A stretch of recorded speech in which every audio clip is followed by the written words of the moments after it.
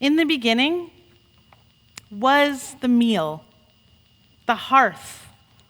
Circle round, break bread, expand the circle, lament, share in struggle, be nourished, seek warmth either under stars or a roof, hear a story, make sense out of a parable, make stone soup,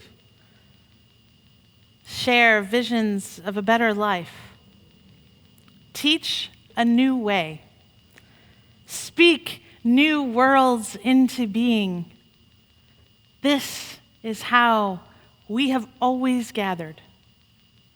Across eternity, across oceans, under despots, authoritarian rulers, in famine and fear and war, under sunshine, with moments to celebrate, when the food was plentiful, when the wine was scarce, we drank water instead and made it into wine, singing songs of freedom, circle round for freedom, tend to the hearth, sow seeds for the living, sing songs honoring the dead, make a ritual for love, honor the earth, the passage of time, make meaning, make a way out of no way. Humanity has always done this, and we always will. When civilizations crumble, when elections may fail, when justice fails, we will find a way to gather round, to build a new way. This is not another time, this is our time. I will give all I have to this gathering, to speak a new world into being, one where our children will thrive, and they will plant, and they will build a hearth, and gather round, and dream together a new world into being.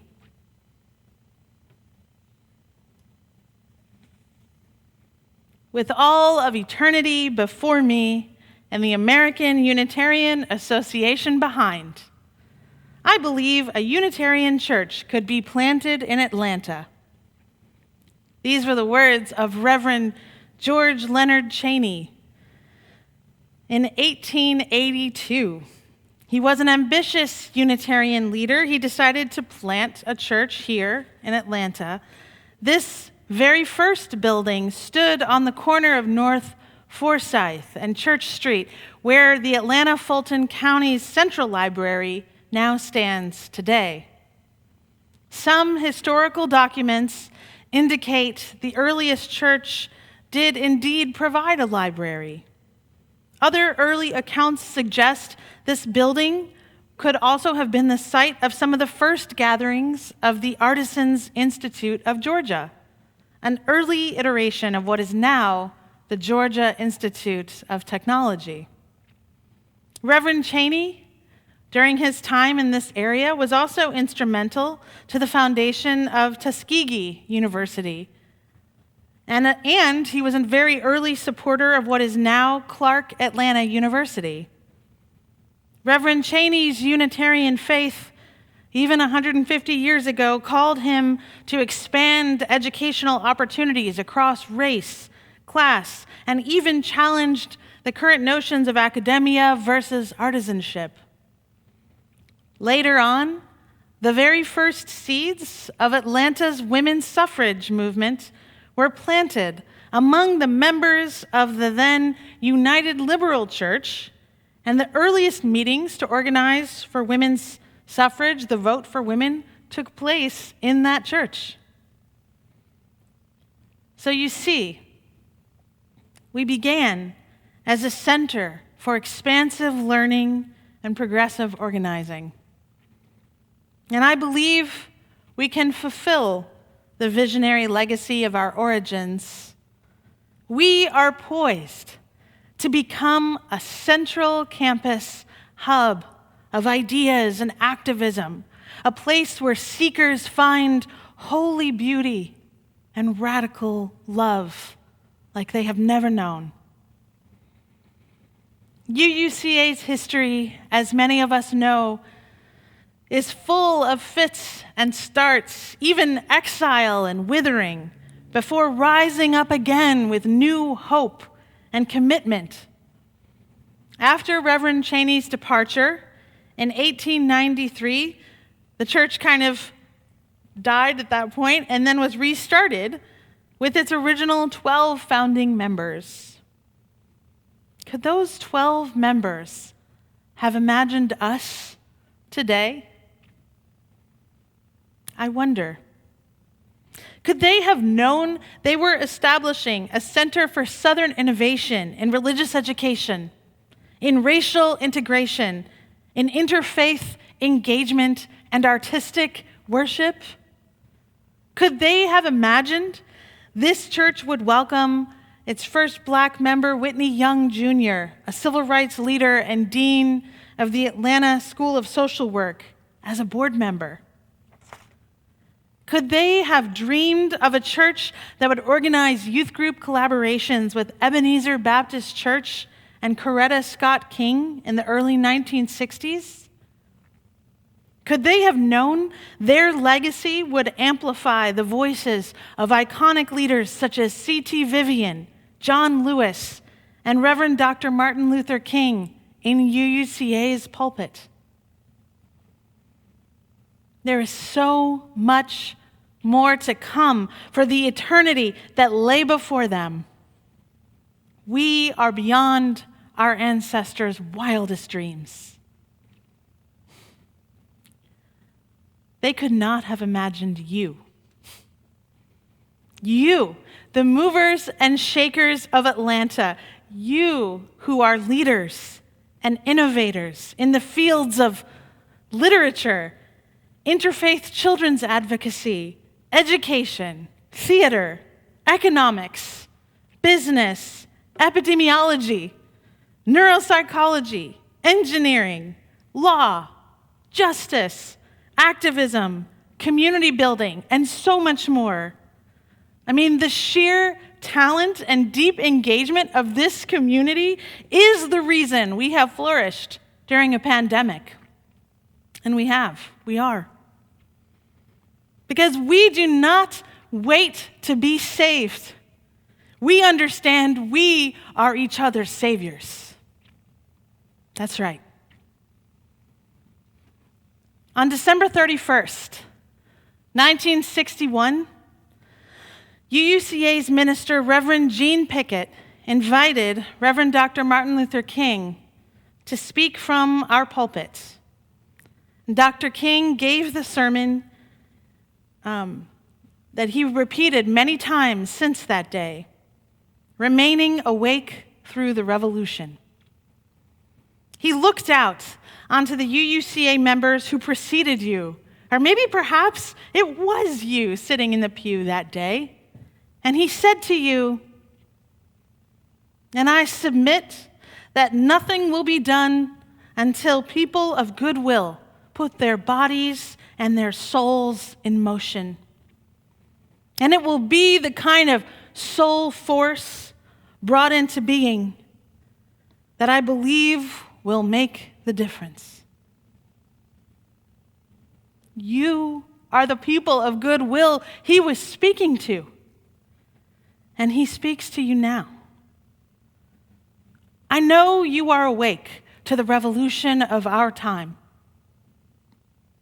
You bring the soul force, and I believe it will make the difference.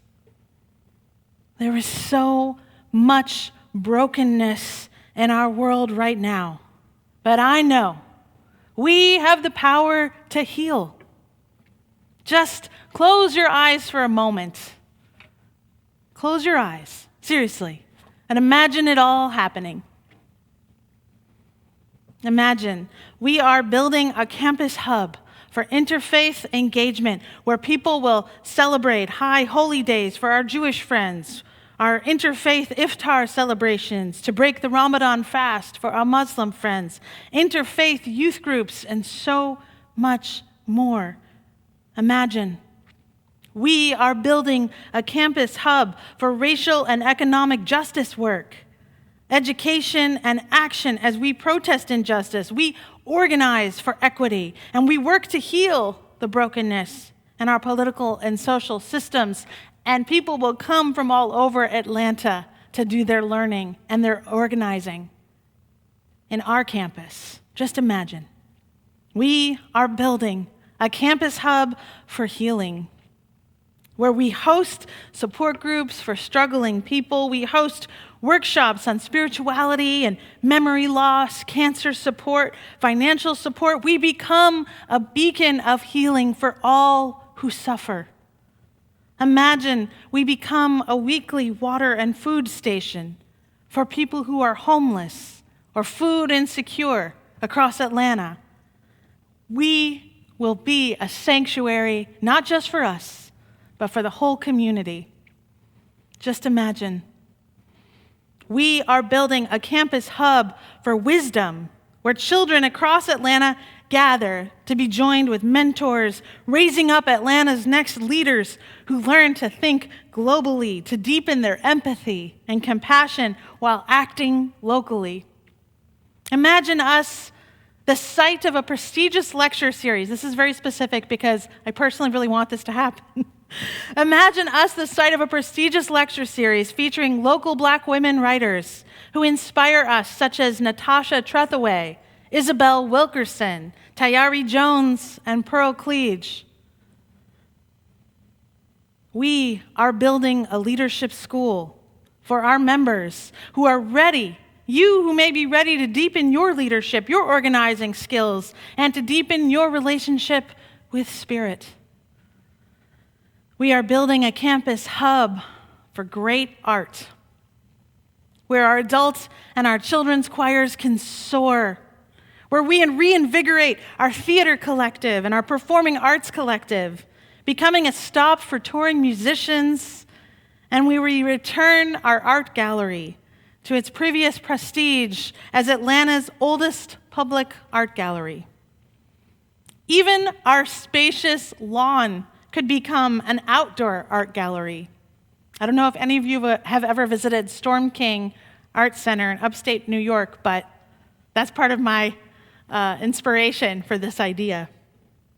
We are building a campus hub for environmental innovation and natural beauty, where we host community gardens. We offer a contemplative memorial garden, 2 welcoming playgrounds, an outdoor classroom or outdoor chapel, and a community basketball court. Imagine we are building a campus hub of inspiring architecture. Yes, literally building the world we dream of through universal design and full accessibility, so all are welcome. Imagine yourself there. Just a twinkle of eternity in Reverend Cheney's eyes. Those first 12 members. I really looked up the notes. It is 12 disciples maybe. Those first 12 members who gave of themselves so that we could build the campus of our dreams right now in 2020. It is time for you, the people of goodwill, to put your body and soul into motion for a campus hub that can be that center of healing, center for healing and wellspring of justice and love that we all desperately need, that we know our city and our region needs. So let us return to the spirit of that first church in 1882 and become once again all that we are called to become the hub of activism, the beacon of spirit-filled life, courageous love, justice, and learning for the city of Atlanta and beyond. I have dedicated my life's sole force to creating communities that gather at the intersection of art, faith, and activism. I cannot wait to meet you there. Amen. May it be so.